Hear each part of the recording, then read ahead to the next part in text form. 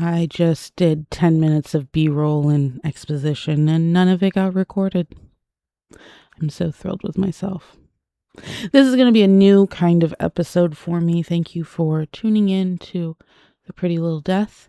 I am going to do my 2025 reading wrap-up. Never done one before. That's why this is a new episode for me. Oh, I have to do all that B-roll again, don't I?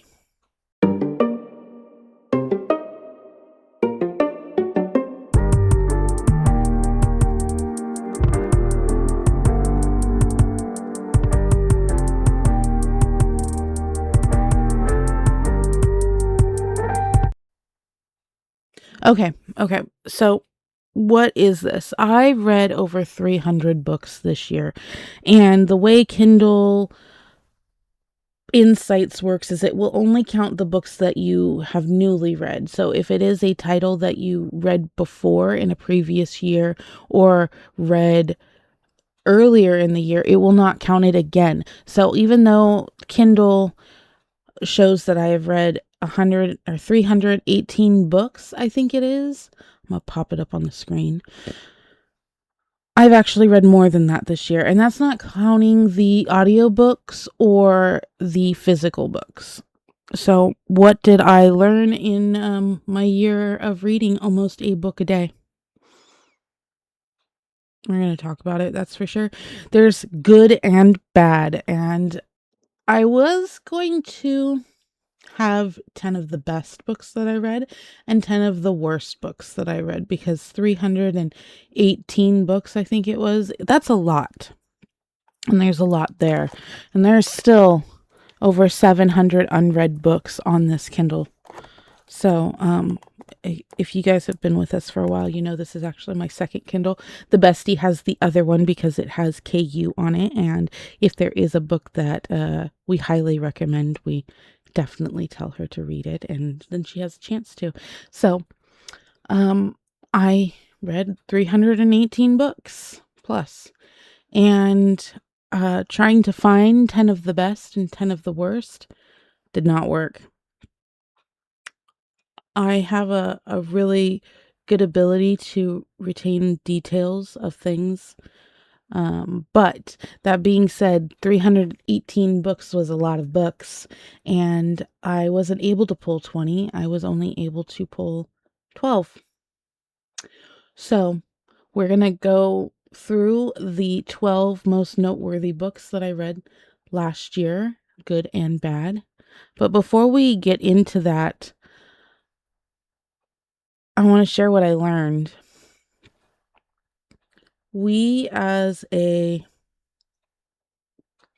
group, as a community, have been given a lot of things in the literary marketplace. And one of the things that I routinely found myself coming up against was AI slop. It is so common to find stuff that isn't actually written by anyone. It's generated by an AI generator. Maybe some prompts are put in and something is spit out. This year, I also competed in a couple of writing contests. There was one of my submissions already up on the channel. I really appreciate it if you guys left a comment, listened to it, whatever. It did not win. I didn't even get past the first round. So, on either one of them, actually, now that I think about it, which will lead me into something my husband said I should do this coming season, because some of these aren't going to be put into effect until the next season. Aside from AI, we also need to recognize that the literary world has kind of changed in how things are done. And because it hasn't necessarily changed for the better in some aspects, it gives us substandard items to read. And that is also very prevalent, especially in the KU marketplace. You can have your opinions about Kindle publishing. I know I do. as someone who published something, it's not great. It's not great, but I also see that it has a place and that it can be used to a benefit. Someone who is writing full-time, that is their profession, the only thing they do. You don't necessarily see their books on KU. Let's be frank, okay? You're not going to find Dune on KU. You're going to have to purchase that book.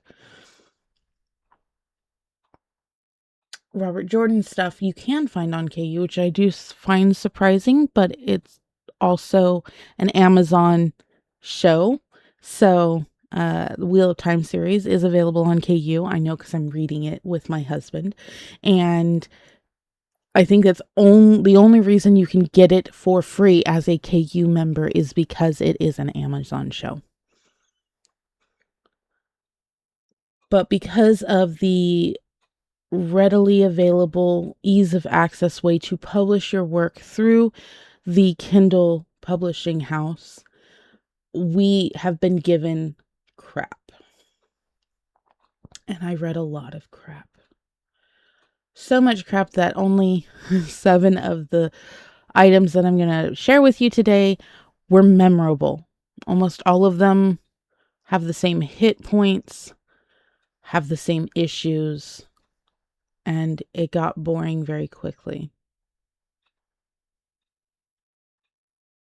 My opinion is that part of the issue is that publishers like KU and some of these other independent houses aren't employing editors who are cutthroat enough to red pin manuscripts for the betterment of the story. Instead, we have ARC readers.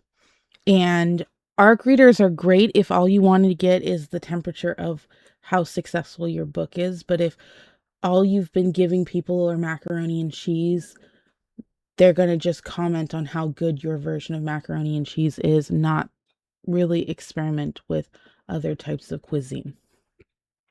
ARC readers should not be in place of an actual editor. There are a couple of cases that I'm going to talk about where ARC readers actually probably did a detriment to the written work.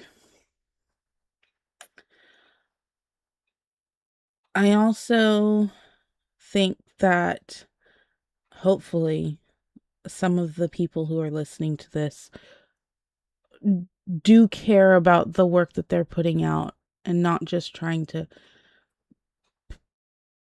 make a buck just to make a buck, because this is a very lucrative genre of literature. It always has been and it always will be. Romance is the top earner of literature for a reason. We're a very hungry group for new work. However, I think that work needs to evolve. Maybe devolve, because some of the stuff from before was better. Yeah. I don't know. This is just what I have found in 318 titles this year. Okay, so let's start with what everybody I know probably was interested in listening to when they clicked on this video, which, again, thank you very much for subscribing. And if you haven't yet, please like, subscribe, comment, share.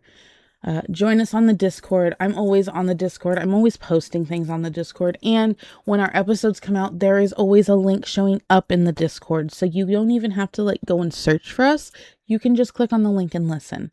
Our podcast is there, as well as the YouTube channel. And if you are a paid member of our community, you get access to our post show. That's the only place you can get it. So you can listen to us everywhere. You're probably listening to us right now somewhere like YouTube or Spotify, Apple Podcasts, Amazon. We're on Amazon as well. I didn't realize that, but Google.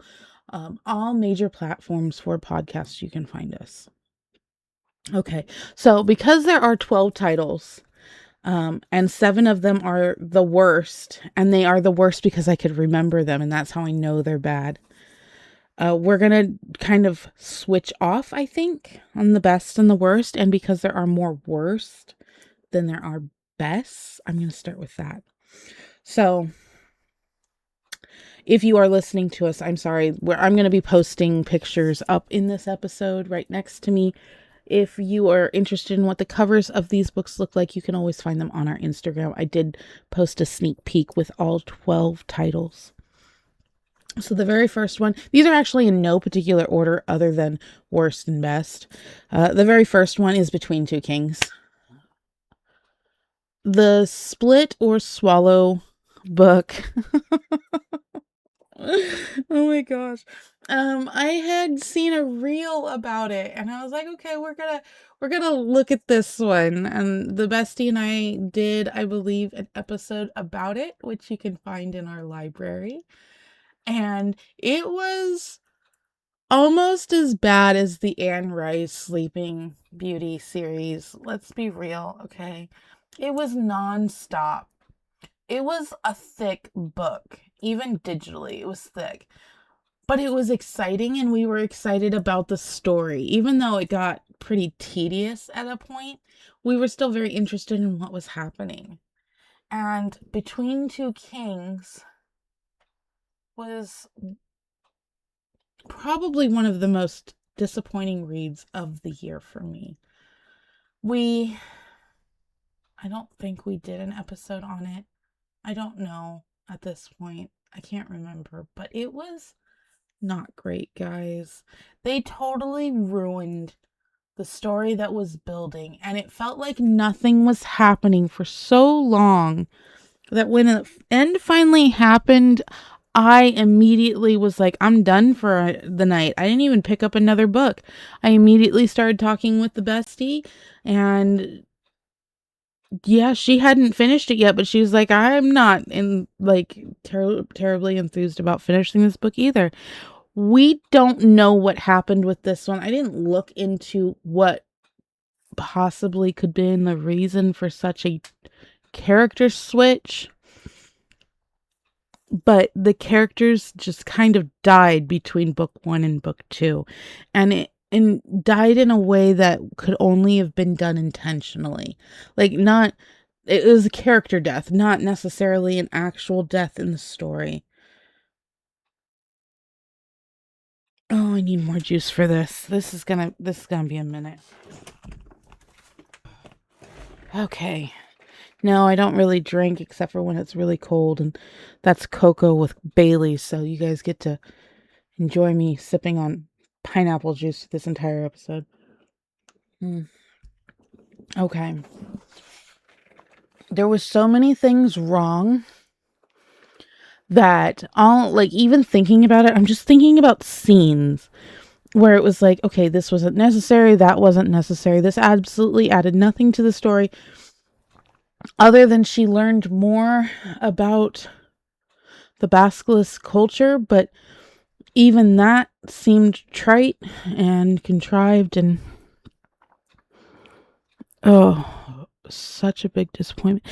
Honestly, it was not the biggest one, but it's probably the second biggest disappointment of the year. We were anticipating the second one because we wanted to see how it would work between our female main character and her 2 suitors. Oh, okay. I'm looking at my list, and now I have to go back and actually look at some of these stories because they're all just kind of like the bad ones are just bad. That's how bad is the details are getting mixed up in my head when I look at the different titles. So first bad one, yeah, Between Two Kings. Oh my gosh. Okay. Our first good one, Bride of Brutal Hearts. Oh my gosh. Okay, so have this absolute hatred of the one. Okay, I hate the one type stories. Our female main character happens to be the one to save the world, the one to stop whatever happening. And the the story of Bride of Brutal Hearts, it is a series. It's only got one right now, and this is the first book. Okay. No, this is going to be B-roll. I know it. So what is Bride of Brutal Hearts? Bride of Brutal Hearts is, I guess it is kind of a chosen one. This is probably one of the other kind of stories. Like there were some really good, this is a good one for a reason. It's another menage. Um another menage story.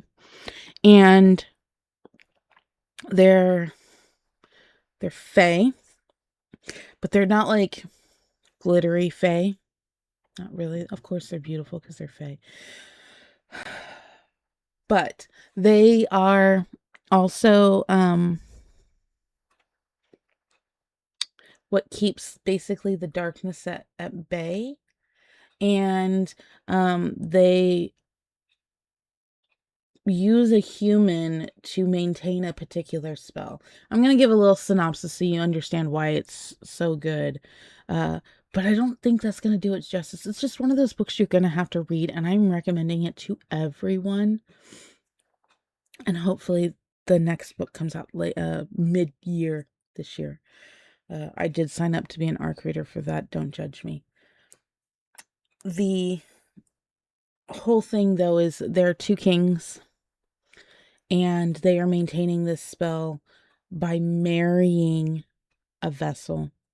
And her sister is called up in kind of this lottery type situation, but her sister is pregnant, and or maybe not pregnant, but trying to get pregnant and already married and happy. And she sacrifices herself kind of a la Hunger Games, and gets taken instead.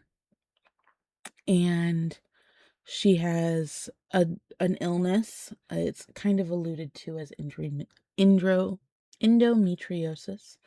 Um, and they kind of don't treat her like they treat the other vessels.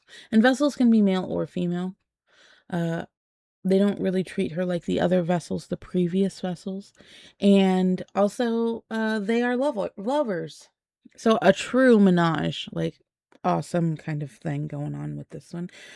Props to representation. Um,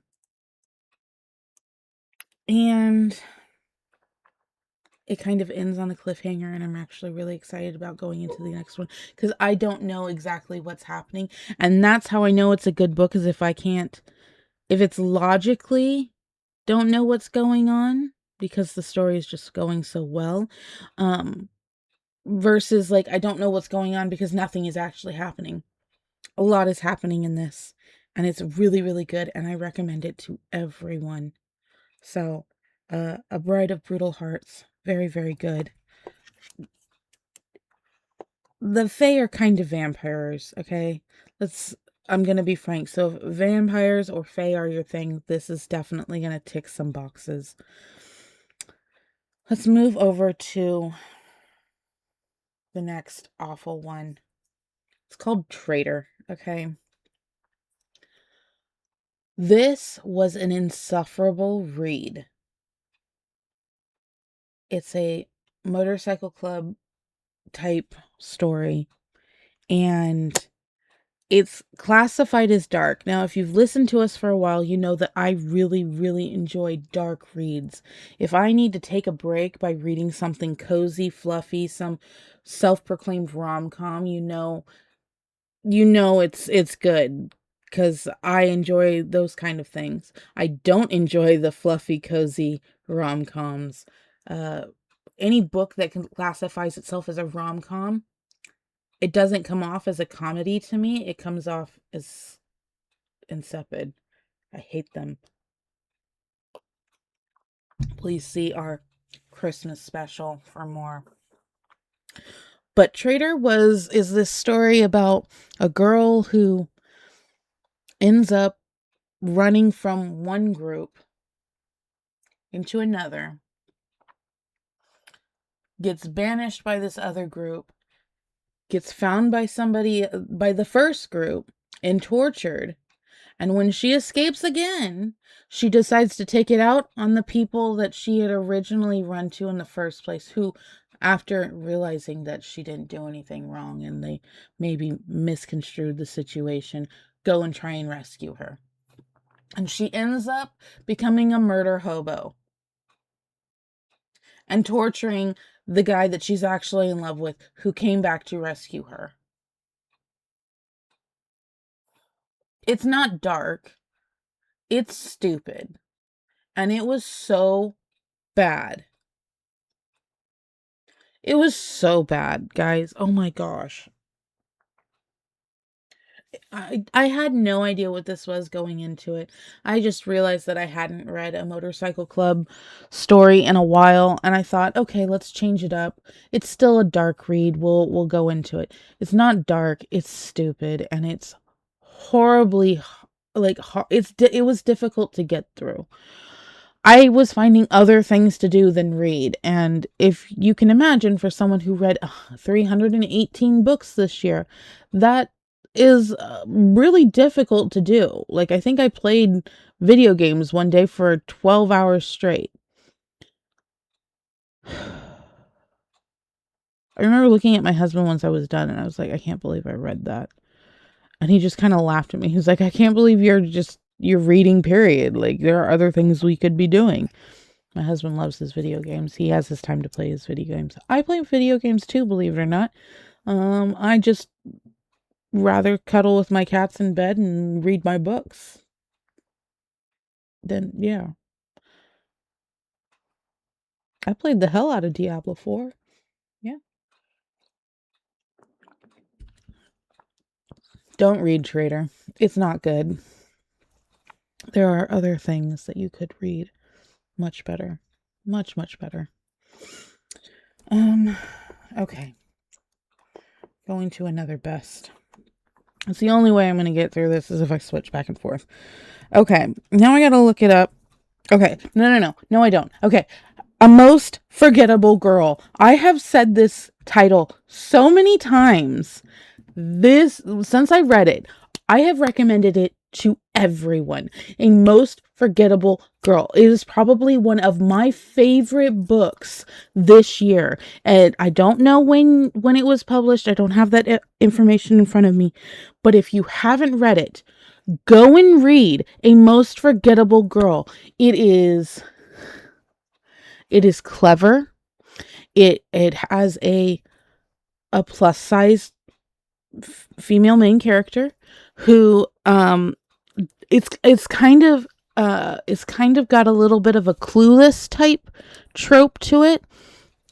She's not really looking for love for herself. She knows she can't really have it, so she's helping other people matchmake.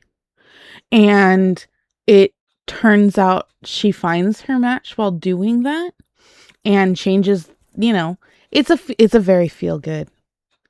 It's a very feel good story. Definitely read A Most Forgettable Girl. So my top 5 books are all books that I have rated 5 stars. And that says something. I love this book.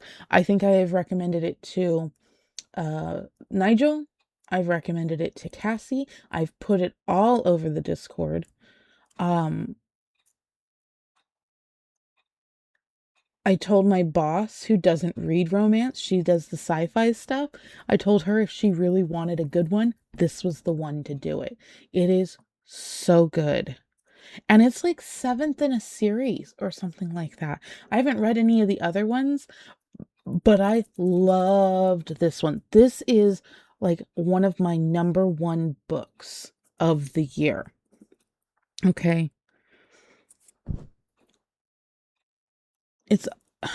I don't know how else to describe it. It's kind of fantasy, but it's doesn't really have like magic in it. It's a fantasy world, but it's not magical fantasy. It's not a high fantasy. Very, very good. Um, if I remember correctly, it was less than 400 pages. I'll stick to that because I actually think it might have been around 300. Very good, very quick. It was available on KU. I don't know if you can get it through Libby. Um, I think Cass is actually listening to it on audiobook. It's very good. It's very, very good.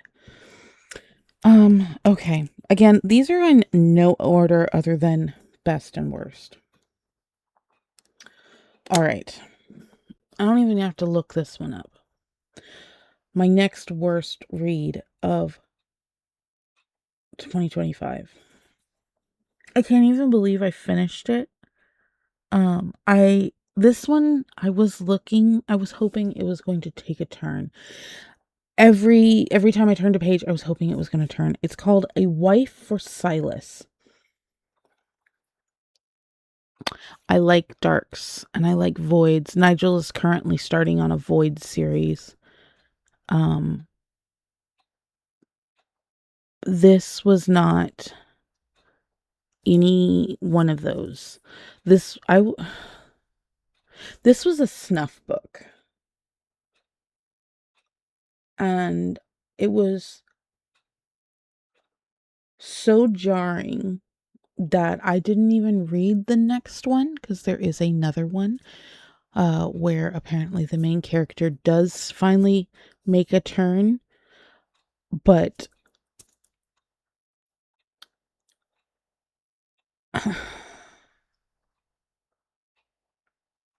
he kills her in the end. Like, the female main character is split point of view, and he does and absolutely no remorse about it.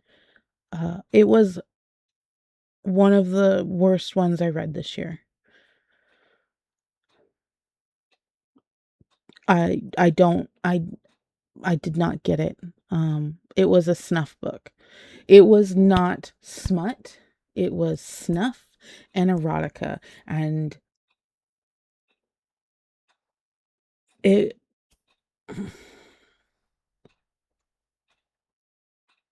yeah, I don't have anything else to say. Like, it would it even now just thinking about it like makes me upset. It was that horrific. And it was like 250 pages long.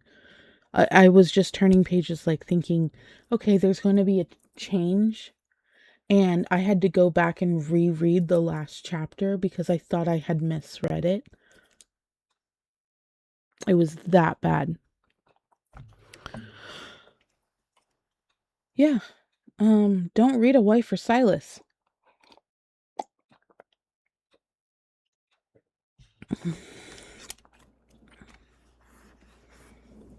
Yeah. Okay. Next best. I do like monsters. I know, shocking. Um,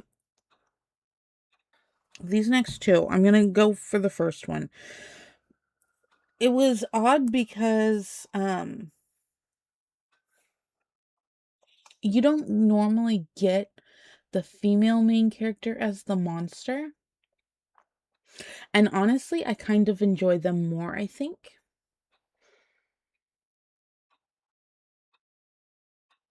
And I know I have a couple of them. I keep telling Nigel he needs to read Man Eater aloud. That's a monster book where she's the succubus and he's a human. It's very, very cute. And this one was different. Like, she is a servant and an orc, and he is a human knight. And she realizes on a chance meeting that they are fated, and he doesn't know. And then he goes away, and she has to pretend like she never noticed him. and then he comes back and they come together, and it's so sweet. And of course, like there's angst in there because he's not a orc and can't be nearly as strong as what she's was expected to mate to, and it comes together so beautifully and so sweetly. And I don't necessarily classify this as a cozy romance, but it is very, very cozy. And it's a great read if you unfortunately read something like A Wife for Silas. Jump into something like Lady Orc, because Lady Orc was fantastic. It was a quick, enjoyable read, and it's not an everyday occurrence where the female is the monster. And I loved it. I absolutely adored it. Oh, this list is just going away so quickly. Okay. I'm saving the best disappointment for last, okay? The worst disappointment is going to be last, all right? And I have a feeling if you're longtime listeners, you know which one that is. But the next one is called Valhalla is Full of Hunks. Okay. Okay, so this I don't even have to look it up because I remember how preposterous, and that was the whole reason I picked it up, and then it was just so bad. Um, okay, so the gods are real, and this woman decides to visit Scandinavia because she saw how good looking the men were on television, and she had a friend who hooked up with some monsters, and Greek monsters, and she was like, I want Viking monsters. So she goes to Scandinavia and seeks out Valhalla. There are heavy quotes for those who are listening, very heavy quotes, okay? And she purposely gets kidnapped by them so she can seduce them. The premise was ridiculous enough for me to pick it up. And then I realized after I got halfway through, it wasn't very long. I think it was only 250 pages. I got like halfway through and I was like, this is awful. It's awful. Once she gets to the island and in their house, it's nonstop banging. It's just it, and there's no real plot to it. She achieves the major plot within the first half by getting to the island. If you need something that's just drivel, then this is a good one to go for, because there's no real heavy elements to it. It's so bad. For instance, one of the hunks is Fenrir, and the other one is the World Eater.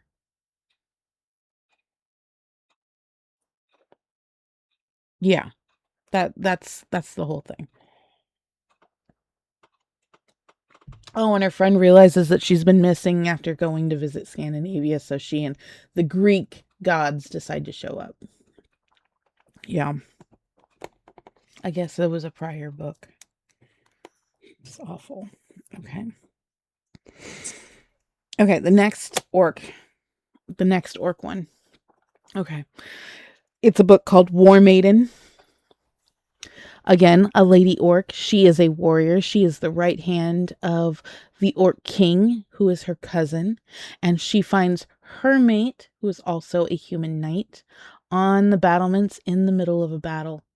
And because she is sworn, I am sworn to carry your burdens, to protect her cousin, she has to kill him. But she doesn't. She just mortally wounds him.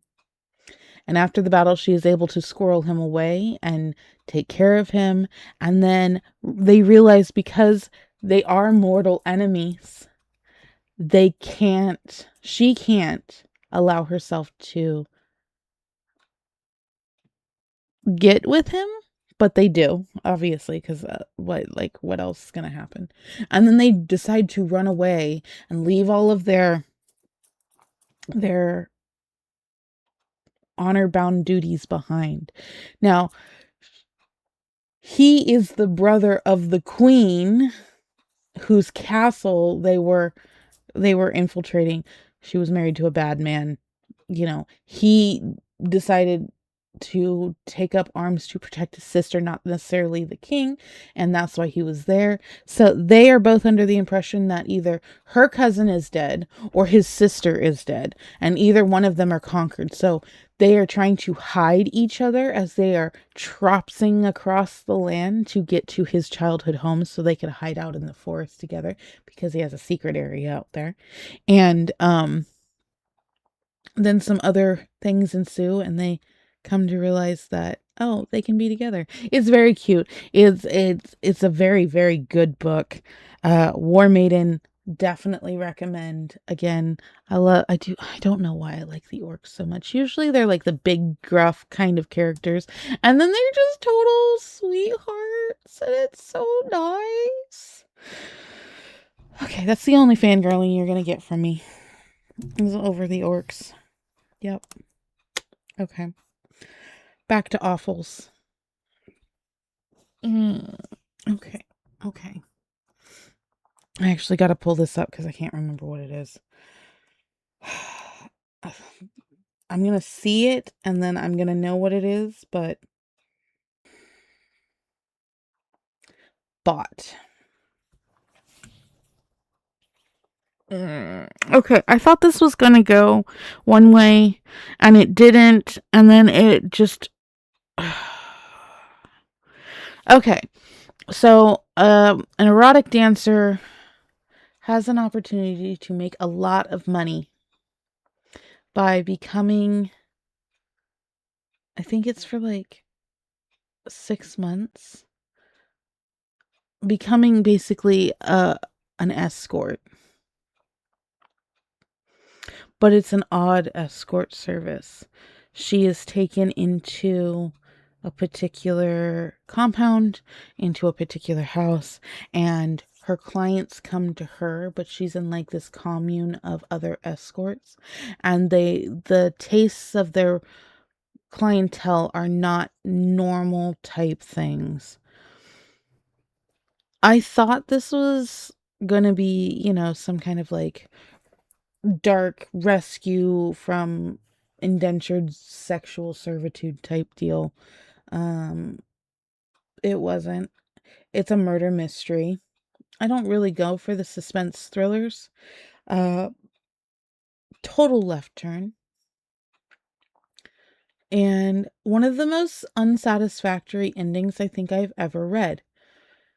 She is able to escape at the end, but like nothing really makes sense on the conclusion of this story, and I think that's why it is so unsatisfactory. You think that she has some kind of help within the community she's in, and then you find out no, not at all. She walks away with absolutely nothing, I believe, at the end. When I finished this book, I was like, I can't believe I read that. I can't believe I wasted 12 hours on this. It felt like a bait and switch. I don't like that feeling when it comes to the books. I don't necessarily want to feel like I know how the story is going to go. But this one, it didn't make sense to me. Like, yeah. If I remember correctly, her contract's nilled. She doesn't get the payout or anything like that. She just kind of leaves. Which, honestly, good for her, because otherwise she might have ended up dead. But it was just one of those books that ended up scratching my head at the end. Yeah. Yeah. Okay. Whatever. All right. So we only have 2 books left on our best of, and this one was this was a combo, and I don't mind combo books. What a combo book is this is like all of the series into one volume. And I actually kind of like that because it's not, I don't have to then wait. Like all of the stories there. That's fine. That's totally fine. Um so this one is, it's kind of a phase story, kind of. It's also kind of vampire-ish. We've got two kingdoms and a princess. Her brother is king on one side, and the dark kingdom is on the other. And basically light is on one side and darkness is on the other. And the vampire fae kind of live in the dark. And the dark is encroaching on the light. And she happens to be a half breed of, like the humans and the vampire fae or whatever. And so her brother trades her to them to kind of try and keep the peace between the two. And of course, shenanigans entail. He is also the king, not the brother, but the vampire fae king is also in love with his knight, and he has to take this princess to wife, and they have to kind of live with that. But the knight also kind of falls in love with her.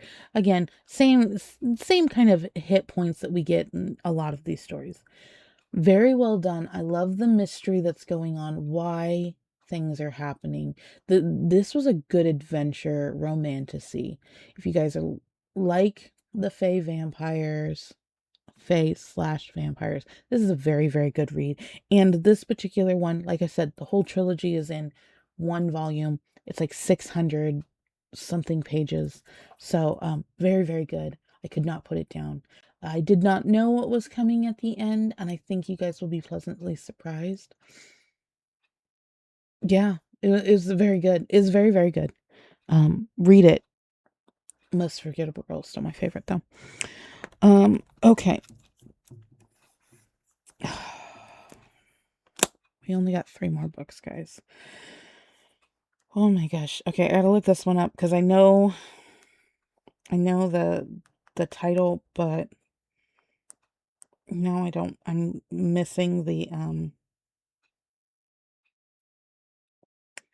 oh. It's not even loaded and I already remember which one this is. Okay. It's 394 pages and it did not feel like it. There was hardly anything to this. Um Wait, maybe this is not the one I thought it was. Not the one I thought it was at all. Um I gotta find that one now. This is not that one. Okay. The other one, I'm gonna find it and then I'm gonna post it. I'm gonna get you guys the title for it too. Um Now I feel dumb. Okay. This one was, I think it was 300 pages. It's set in Las Vegas. We've got a female main character who is like partially blind, has a house in the middle of like an underdeveloped place in Vegas that happens to also be land that this mafia guy wants so he can build a tunnel. And what does she use her land for? It's like a couple of acres, like maybe 10, 15 acres. She runs an animal rescue, like a shelter. She just finds strays and houses them at her house on her property. And she's blind, like legally blind. And he's out there to like persuade her to sell her property when he gets shot. So her blind ass goes out and drags him from outside into her house and patches him up, and they fall in love. And then other people are trying to like kill her because now she's part of this whole mess. She's like running around in the dark outside in the Vegas desert trying to protect animals, and she can't fucking see.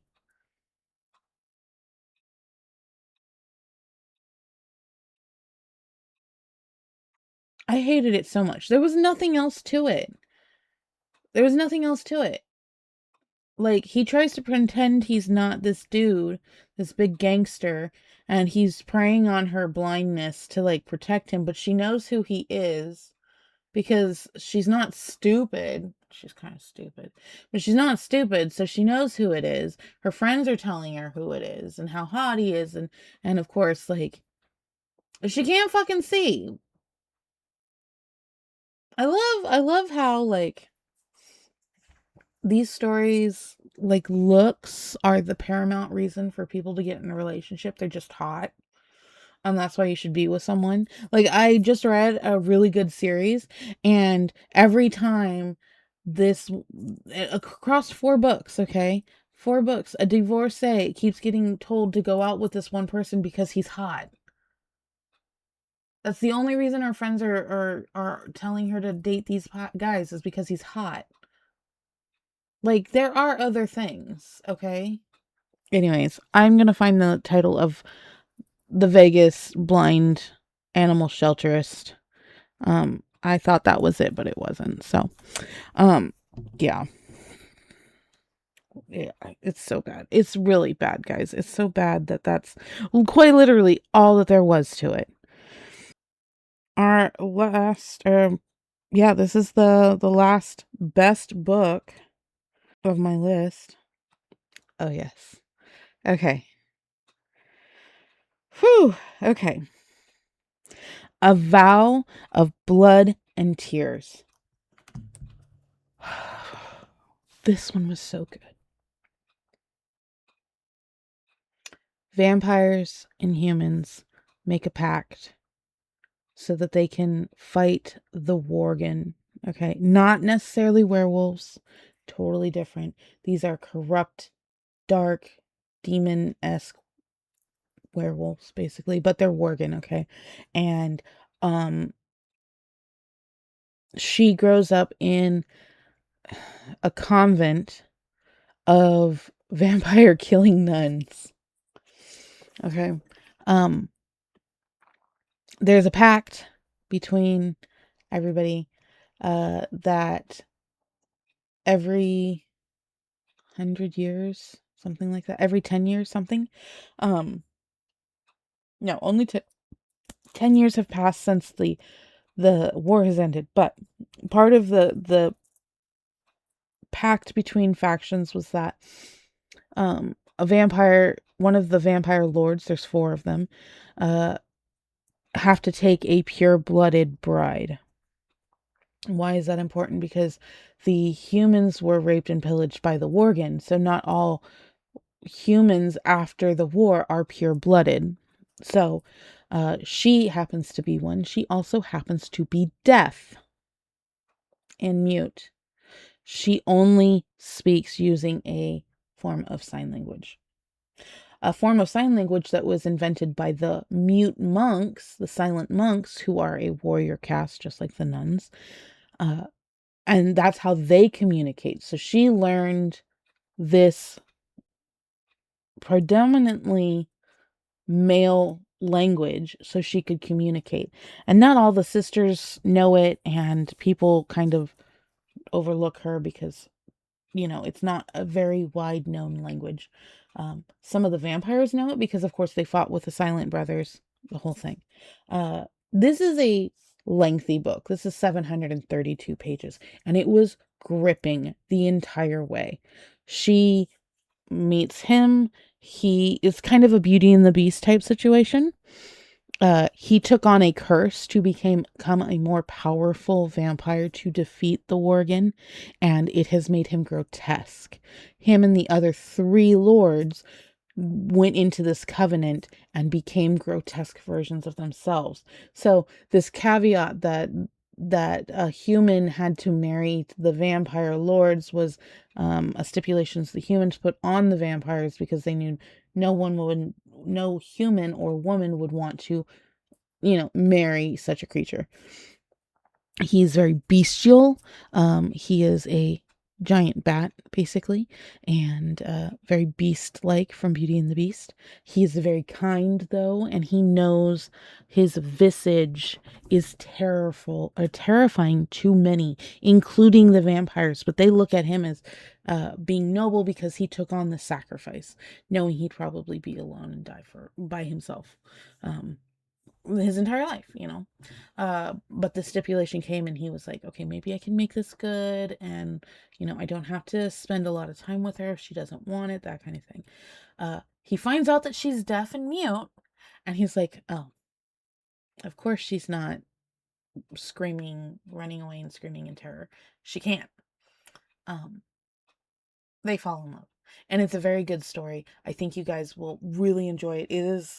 It's on this list, this very short list of the best books I read all year for a reason.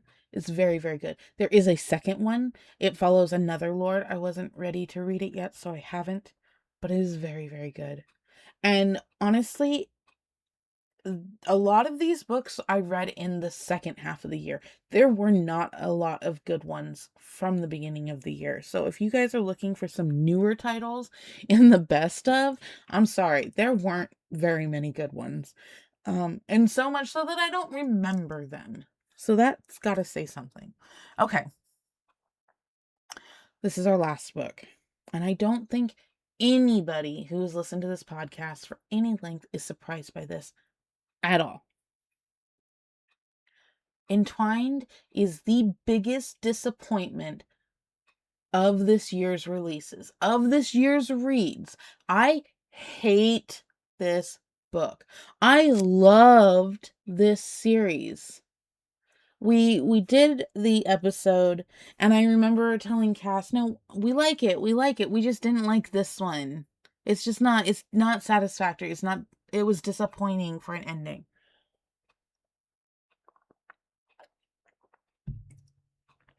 It is so slow. It's almost 1,000 pages. And it's all drivel. There could have been so much done with this. And I think the ARC readers did it.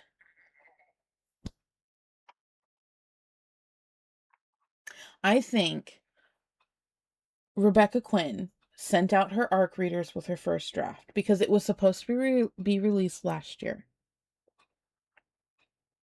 I think she sent out the first finished draft of Entwined, and people did not have a favorable review for it. I think she probably cut back on the smut, and she had so much more going on with what was happening in Cyanide. And I think the opinions of the ARC readers are what ruined this book. Because there is a ghost book, whatever the hell that means. There is another book coming out that is what happened at Cyanide from the point of view of the characters that were in Cyanide. And I think they were meant to be in this. And I think they got cut. And I think that's what ruined it.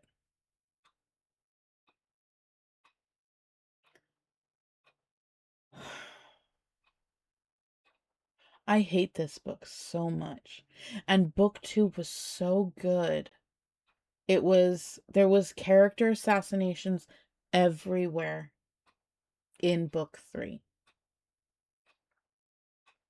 And I have not seen very many discussions about this book on YouTube. I saw a couple on TikTok, but I don't really have a TikTok. Like, we have a TikTok, but we don't use it because it's not really our medium. We're old ladies, okay? Like, sorry. Uh, I feel so bad for saying it, and I'm gonna get upset because we had such high hopes for this series. And every single thing that I've seen has said, this is way too slow. It's way too bogged down. What is going on with Jacob? And I think that everybody's really afraid of saying anything critical about it because we don't want to hurt anybody's feelings. But we can't expect better work if we don't get critical and offer criticisms. And this was awful.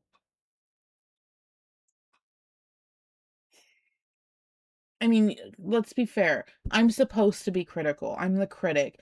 But Cassie, she's everyone's bestie. She always finds a silver lining in something. And if she even says, this was bad, you got to know there's something wrong.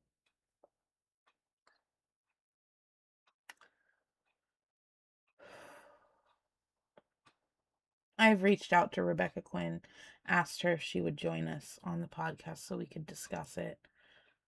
Just to ask some questions on why or how, or just clear some things up. And I think my comments get just deleted.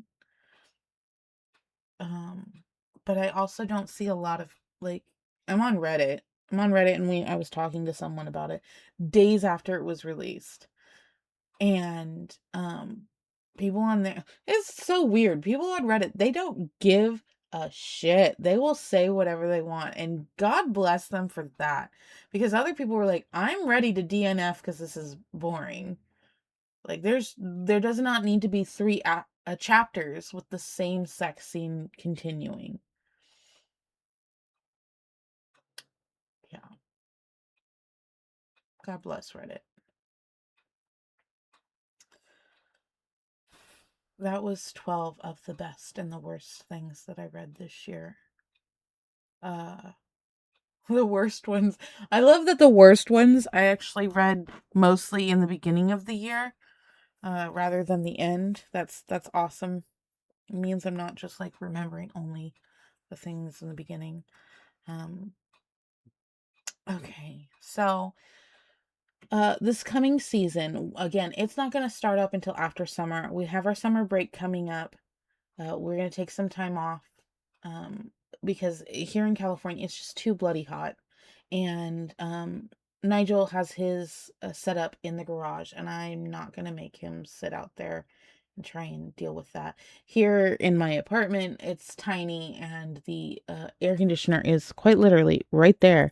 And it is so loud that I am always trying to make sure my audio levels are correct so I don't blow out with the sound of the air conditioner. Uh, so we take the summer off, and I think that's where we're gonna have our season break.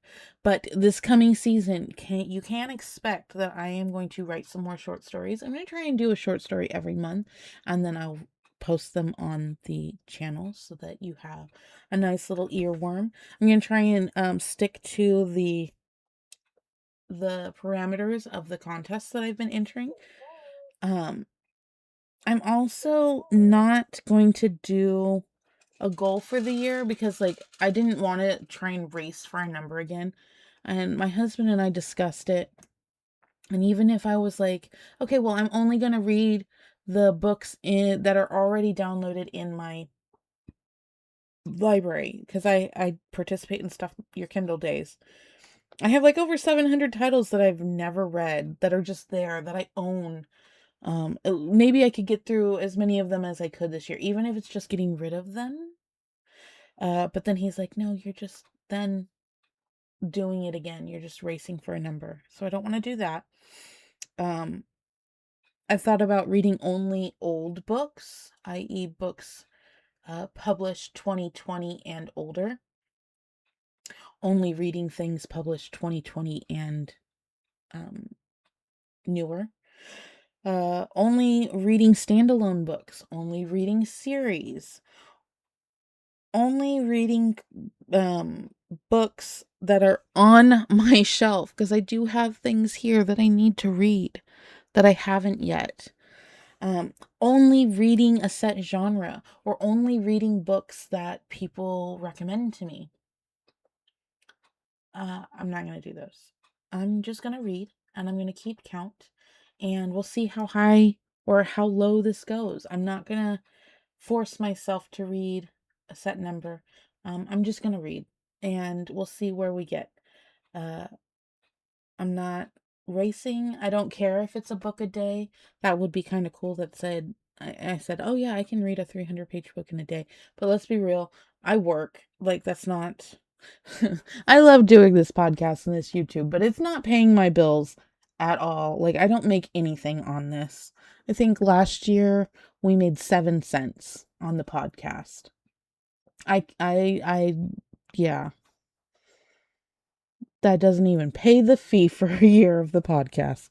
So, yeah, no new goals. I am going to try and write, and I am going to try and post them, and I'll do it for the season. So maybe not 12 short stories for a season, because we don't have a 12-month season. But we can see from June to August. That's only like 2 months, and we'll see what I can do in 10. I do appreciate you guys for sticking with us for this extended season while we try and get things under control. I do appreciate you guys listening to my opinions on books. Please join our Discord where you can talk to us about books and things in the literary world. Our mods are great. Our co-hosts are great. We like chatting with people. Even if we don't want to hang out with people in person, we can hang out online. Like, comment, share, subscribe. You can find us on all platforms for podcasts, YouTube, and Instagram. Thank you guys so much for joining us, and we'll see you next time.